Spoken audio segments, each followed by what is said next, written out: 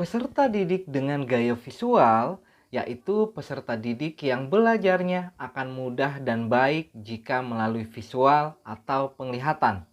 Dengan kata lain, modalitas penglihatan menjadi modal utama bagi peserta didik yang memiliki gaya belajar.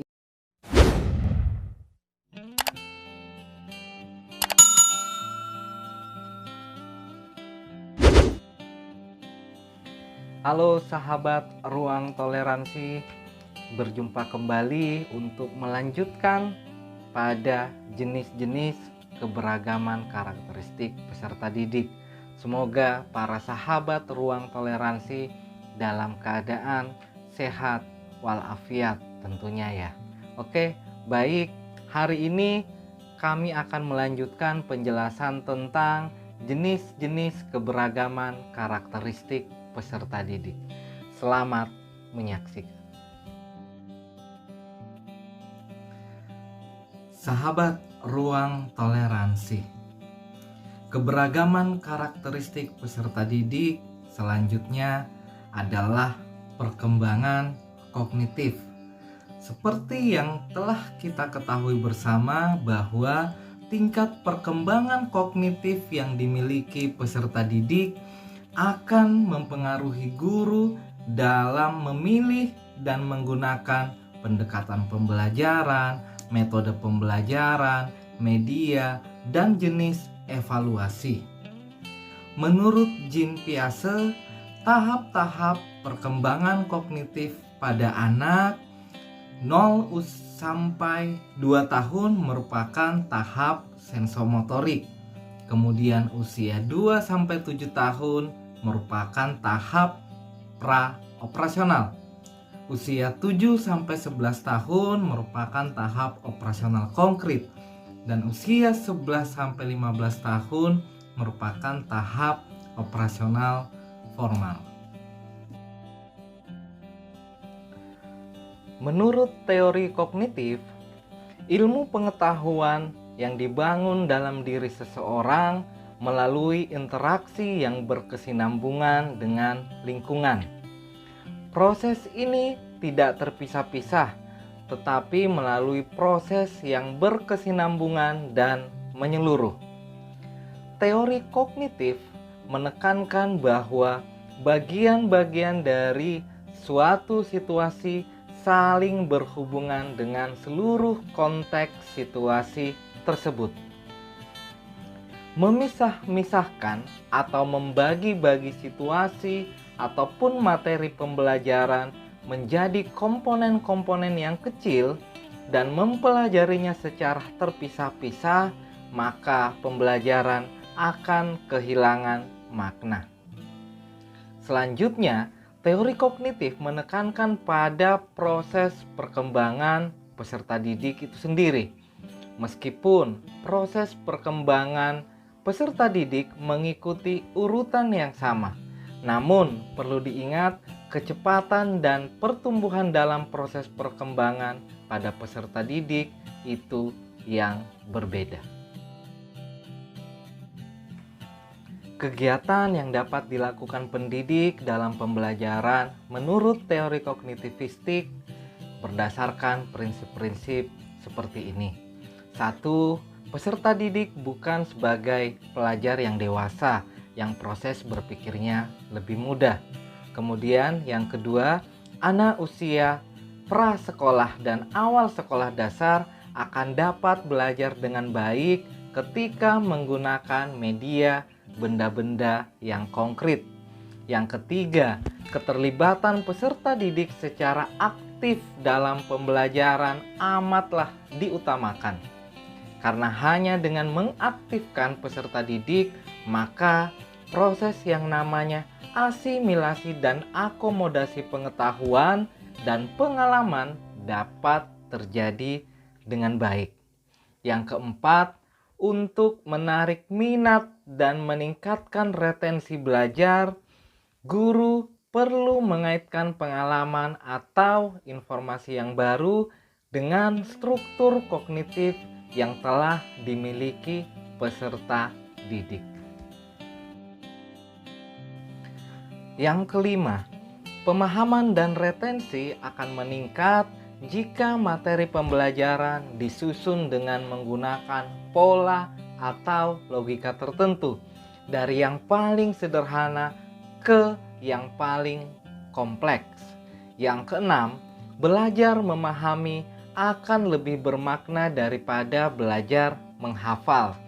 Agar pembelajaran bermakna, informasi baru harus disesuaikan dan dihubungkan dengan pengetahuan yang telah dimiliki peserta didik. Tugas guru adalah menunjukkan hubungan antara apa yang sedang dipelajari dan apa yang telah diketahui peserta didik. Dan yang ketujuh, adanya perbedaan individual pada peserta didik penting untuk diperhatikan, karena faktor ini sangat mempengaruhi keberhasilan belajar peserta didik. Perbedaan tersebut misalnya pada aspek motivasi, minat, persepsi, kemampuan berpikir, pengetahuan awal, dan lain-lain sebagainya. Sahabat ruang toleransi, keberagaman karakteristik peserta didik yang keenam adalah kemampuan atau pengetahuan awal. Kemampuan awal biasa disebut entry behavior, merupakan keadaan pengetahuan dan keterampilan yang harus dimiliki terlebih dahulu oleh peserta didik sebelum mempelajari pengetahuan atau keterampilan yang baru. Pengetahuan dan keterampilan yang harus dimiliki terlebih dahulu dimaksud adalah pengetahuan atau keterampilan yang lebih rendah dari apa yang akan dipelajari. Kemampuan awal peserta didik akan banyak membawa pengaruh terhadap tercapainya tujuan pembelajaran. Oleh karena itu, seorang peserta didik harus mengetahui kemampuan awal peserta didiknya sebelum memberikan intervensi di dalam pembelajaran. Jika kemampuan awal peserta didik telah diketahui, maka pendidik akan dapat melanjutkan untuk menetapkan dari mana pembelajaran akan dimulai. Kemampuan awal peserta didik bersifat individual, artinya berbeda kemampuan antara peserta didik yang satu dengan yang lainnya, sehingga untuk mengetahuinya juga harus secara individual. Cara yang dapat dilakukan oleh pendidik untuk mengetahui kemampuan awal peserta didik dapat menggunakan teknik tes, yaitu pretest atau tes awal, dan teknik non-tes seperti observasi dan wawancara. Melalui teknik ini diharapkan pendidik memperoleh baseline atau kemampuan awal peserta didik yang dijadikan dasar untuk menetapkan materi pembelajaran. Keberagaman karakteristik yang ketujuh adalah gaya belajar. Gaya belajar adalah cara yang cenderung dipilih atau digunakan oleh peserta didik dalam menerima, mengatur, dan memproses informasi atau pesan dari komunikator atau yang memberi informasi tersebut. Gaya belajar peserta didik merupakan hal yang penting untuk diperhatikan dalam proses pembelajaran, karena hal ini dapat mempengaruhi jalannya proses dan hasil pembelajaran. Gaya belajar peserta didik dapat dikelompokkan menjadi 3 bagian, yaitu visual, kemudian auditif, dan kinestetik. Peserta didik dengan gaya visual yaitu peserta didik yang belajarnya akan mudah dan baik jika melalui visual atau penglihatan. Dengan kata lain, modalitas penglihatan menjadi modal utama bagi peserta didik yang memiliki gaya belajar ini.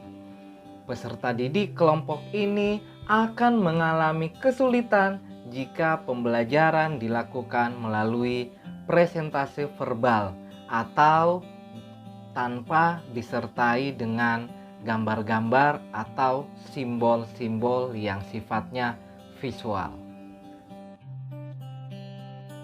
Kedua, peserta didik auditory, yaitu mereka yang mempelajari sesuatu akan lebih mudah dan sukses melalui pendengaran.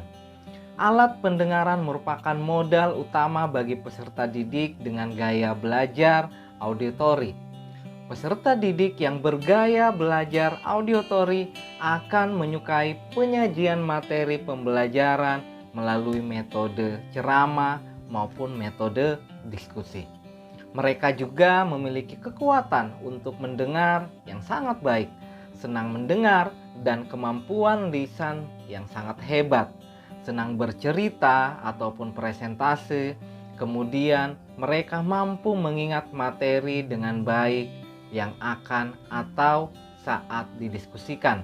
Mereka juga lebih mudah untuk melakukan proses penghafalan pada teori-teori tertentu. Namun, peserta didik yang bertipe belajar auditory akan mudah kehilangan konsentrasi ketika ada atau terdapat suara-suara di luar konteks pembelajaran. Ketiga, peserta didik dengan gaya belajar kinestetik merupakan peserta didik yang melakukan aktivitas belajar secara fisik dengan cara bergerak, menyentuh atau meraba, dan melakukan secara langsung.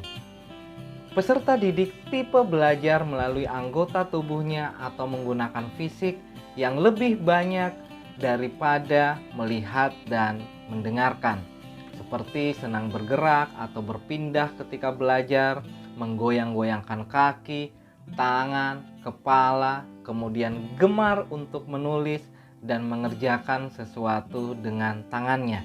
Mereka akan lebih banyak untuk menggunakan bahasa nonverbal atau bahasa tubuh, suka menyentuh sesuatu yang dijumpainya. Anak dengan gaya belajar kinestetik akan mengalami kesulitan jika informasi yang diberikan kepada mereka hanya sifatnya auditory maupun visual tanpa disertai dengan gerakan-gerakan tertentu. Oleh karena itu, jika pendidik menghadapi gaya peserta didik dengan cara belajar yang kinestetik, maka proses pembelajarannya yang pertama dapat menggunakan objek nyata untuk belajar konsep baru. Kemudian yang kedua, dengan mengajak peserta didik untuk belajar mengeksplorasi lingkungan. Dengan diketahuinya gaya belajar yang dimiliki peserta didik, maka akan berimplikasi terhadap model pembelajaran, strategi pembelajaran, metode, dan media pembelajaran yang akan digunakan oleh pendidik dalam mendukung proses pembelajaran. Keberagaman karakteristik yang kedelapan adalah motivasi. Motivasi adalah suatu kondisi yang menyebabkan atau menimbulkan perilaku tertentu dan memberi arah dan ketahanan pada tingkah laku tersebut.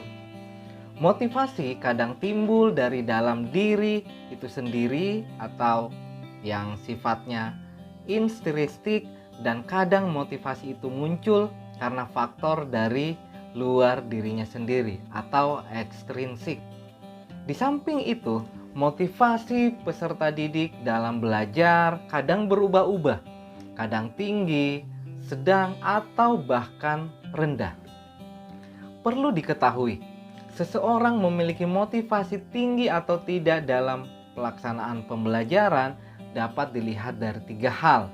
Yang pertama, kualitas keterlibatannya. Kemudian yang kedua, perasaan dan keterlibatan afektif peserta didik. Upaya yang dapat dilakukan pendidik untuk memotivasi peserta didik dalam proses pembelajaran seperti contoh berikut. Yang pertama, menginformasikan pentingnya atau manfaat mempelajari topik tertentu. Kemudian, menginformasikan tujuan atau kompetensi yang akan dicapai dari proses pembelajaran yang dilakukan. Kemudian, memberikan humor, menggunakan media pembelajaran, dan memberi reward atau pujian kepada peserta didik ketika menunjukkan perilaku yang positif. Keberagaman karakteristik selanjutnya adalah perkembangan emosi. Seperti kita ketahui, emosi sangat berpengaruh dalam membantu, mempercepat, atau justru memperlambat proses pembelajaran. Emosi juga berperan dalam membantu proses pembelajaran menjadi menyenangkan atau bermakna. Kita bisa mendefinisikan emosi sebagai tergugahnya perasaan yang disertai dengan perubahan-perubahan dalam tubuh. Misalnya otot menegang dan jantung mungkin berdebar. Dengan emosi, peserta didik dapat merasakan senang, aman, semangat, bahkan sebaliknya. Peserta didik merasa sedih, takut, atau bahkan trauma dalam pembelajaran yang diciptakan atau lingkungan pembelajaran yang diciptakan oleh pendidik. Suasana emosi yang positif atau menyenangkan ataupun negatif atau tidak menyenangkan akan membawa pengaruh pada cara kerja struktur otak manusia dan tentunya akan berpengaruh pula pada proses dan hasil belajar. Atas dasar inilah, pendidik dalam melakukan proses pembelajaran perlu membawa suasana emosi yang senang dan tidak memberikan rasa takut pada peserta didik. Untuk itu, pendidik dapat menggunakan model pembelajaran yang menyenangkan atau yang biasa disebut enjoy learning, kemudian belajar melalui permainan agar suasana yang diciptakan dalam pembelajaran kesannya tidak menegangkan. Karakteristik keberagaman yang 10 adalah perkembangan sosial. Menurut Harlock, perkembangan sosial adalah kemampuan anak untuk berinteraksi dengan lingkungannya. Bagaimana anak tersebut memahami keadaan lingkungan dan akan mempengaruhinya dalam berperilaku, baik kepada dirinya sendiri maupun kepada orang lain. Dari pernyataan Harlock tersebut dapat ditegaskan bahwa perkembangan sosial peserta didik merupakan kemampuan peserta didik untuk menyesuaikan diri terhadap norma-norma dan tradisi yang berlaku pada kelompok atau masyarakat tertentu. Kemudian, kemampuan untuk saling berkomunikasi dan bekerja sama di dalam kelompok tersebut. Ada beberapa faktor yang mempengaruhi perkembangan sosial. Yang pertama, lingkungan keluarga, kemudian kematangan, teman sebaya, lingkungan sekolah, dan yang terakhir adalah status sosial ekonomi. Karakteristik yang ke-11 adalah perkembangan moral spiritual. Dalam kehidupan bermasyarakat, termasuk masyarakat di lingkungan kelas maupun sekolah, pasti mengenal moralitas. Bahkan, moralitas ini dijadikan sumber atau acuan untuk menilai suatu tindakan atau perilaku karena memiliki kriteria nilai atau value yang berimplikasi pada takaran kualitatif seperti baik, buruk, benar, salah, pantas, tidak pantas, wajar, tidak wajar, layak, tidak layak, dan sejenisnya. Moralitas dalam diri peserta didik dapat ditingkatkan dari yang rendah menuju lebih tinggi seiring dengan kedewasaannya dan tentunya didukung oleh lingkungan kelas lingkungan sekolah, lingkungan keluarga, maupun lingkungan masyarakat yang positif. Upaya lain yang dapat dilakukan oleh pendidik untuk mengembangkan sikap religius antara lain, misalnya satu dengan metode keteladanan. Pendidik memberi contoh langsung atau menjadi percontohan kepada peserta didik, baik dalam berbicara, berperilaku, maupun hal-hal yang lain. Melalui percontohan atau keteladanan akan tentu lebih berkesan bagi peserta didik dibandingkan dengan hanya nasihat atau kata-kata. Yang kedua adalah metode pembiasaan. Metode ini peserta didik diharapkan dapat melakukan perulangan untuk hal-hal yang sifatnya baik, seperti berdoa sebelum melakukan kegiatan pembelajaran, membaca buku, atau meminta izin. Kemudian yang ketiga adalah metode nasihat. Pendidik dapat memberikan nasihat tentang kebenaran kepada peserta didik secara konsisten. Yang keempat adalah pembinaan akhlak yang tentunya disesuaikan dengan keberagaman agama yang dianut oleh masing-masing peserta didik. Keberagaman karakteristik yang terakhir adalah perkembangan motorik. Salah satu faktor penting dalam perkembangan individu secara holistik perlu dikenali adalah perkembangan motorik. Setelah tadi kita membahas perkembangan emosi, perkembangan kognitif, kemudian perkembangan moral, sosial, selanjutnya perkembangan motorik. Menurut Harlock, perkembangan motorik dapat diartikan perkembangan gerakan jasmaniah melalui kegiatan pusat saraf, urut saraf, dan otot yang terkoordinasi. Perkembangan motorik merupakan proses yang sejalan dengan bertambahnya usia, yang tentunya secara bertahap dan berkesinambungan, di mana gerakan individu akan meningkat dari keadaan sederhana atau tidak terorganisir, tidak terampil, ke arah penguasaan keterampilan motorik yang lebih kompleks dan terorganisir dengan baik. Perkembangan motorik menurut Santrop dikelompokkan menjadi dua bagian besar, yaitu motorik kasar dan motorik halus. Motorik kasar adalah gerakan tubuh yang mengikuti atau menggunakan otot-otot besar atau sebagian maupun secara menyeluruh dari anggota tubuh yang dipengaruhi oleh kematangan individu itu sendiri.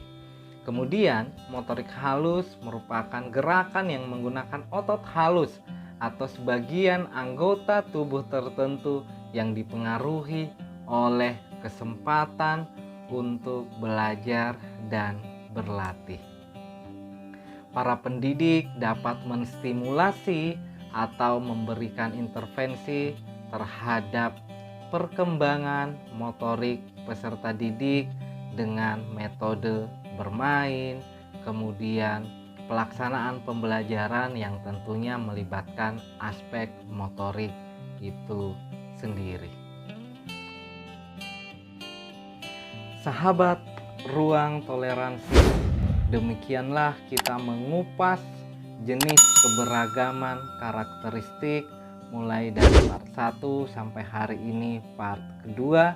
Semoga dengan penjelasan sederhana tentang jenis-jenis keberagaman karakteristik, pendidik mampu lebih mengenal siapa yang dihadapi. Peserta didik tersebut adalah individu-individu yang unik. Tentunya sebagai seorang pendidik harus mampu untuk mengakomodasi keberagaman yang terjadi di dalam kelas, bukan hanya secara teoritis. Tentunya juga yang paling penting adalah bagaimana aplikasinya di dalam kelas maupun di dalam sekolah. Sampai jumpa kembali di pertemuan selanjutnya.